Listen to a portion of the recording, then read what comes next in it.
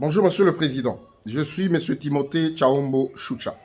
Je viens très rapidement par cette vidéo vous sensibiliser, Excellence Monsieur le Président, afin que vous puissiez en ce moment critique jouer pleinement votre rôle de Président de la République, chef de l'État, commandant suprême des forces armées et de la police nationale congolaise, vous qui êtes le Président du Conseil national de sécurité. Monsieur le Président, loin de moi l'idée de vous administrer ou donner une quelconque leçon ici, car vous êtes garant de la Constitution et vous savez plus que tout le monde le rôle et les prérogatives d'un président de la République, chef de l'État. Il s'agit ici, mu par un esprit patriotique, de vous donner mes quelques idées au moment où le Rwanda nous attaque. Monsieur le Président, vous avez montré assez votre bonne volonté, parce que pour tout chef d'État, il a toujours eu trois options sur sa table. L'option diplomatique, l'option politique et l'option militaire. Avec le Rwanda et le pays de la région, vous avez montré votre disponibilité pour une option diplomatique, une diplomatie de développement. Le Rwanda ne l'attend pas de cette oreille. Vous avez d'ailleurs amorcé les discussions avec les groupes armés. À Nairobi, aujourd'hui, nous avons autour de la table un certain nombre de groupes armés, parmi lesquels des groupes armés qui portaient l'agenda du Rwanda, notamment le M23. Le Rwanda nous agresse, le Rwanda nous attaque, les services de renseignement, tous nos services spéciaux vous font rapport minute par minute et vous le savez. La communauté internationale le sait. Monsieur le Président, j'ai une petite idée. Veuillez nous mobiliser, Monsieur le Président, comme fait le président ukrainien.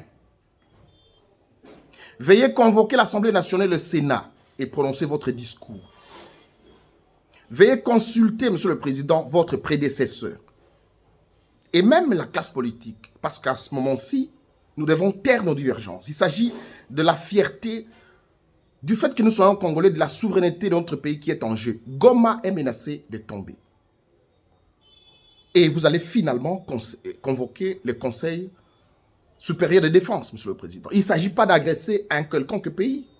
Il s'agit in fine, Monsieur le Président, d'ouvrir un compte en banque. Nous contribuerons $1 par Congolais.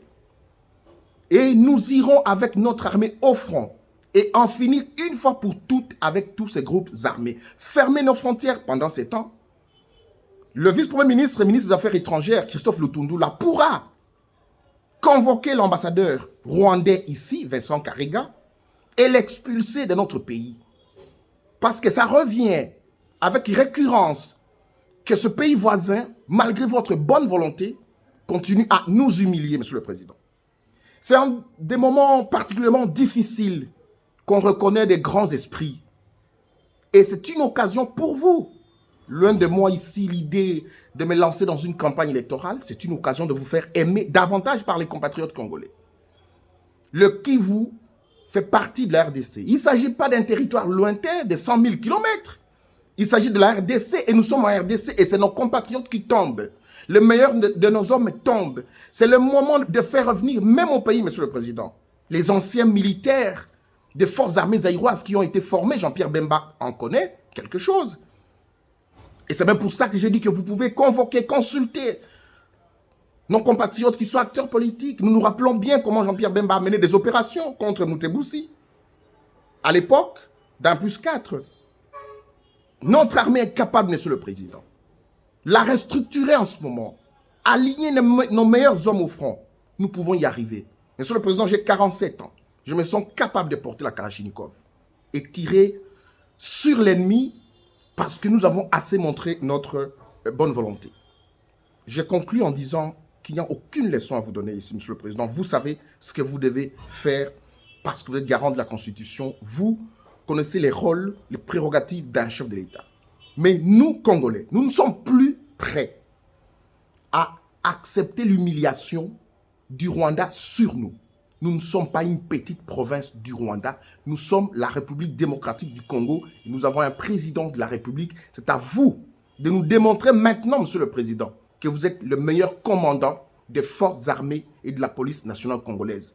J'aimerais conclure en disant que si Étienne Tshisekedi pouvait vous regarder et revenir en vie, il serait fier de vous dans les décisions que vous prendrez dans les heures qui suivent. Merci, Excellence, Monsieur le Président.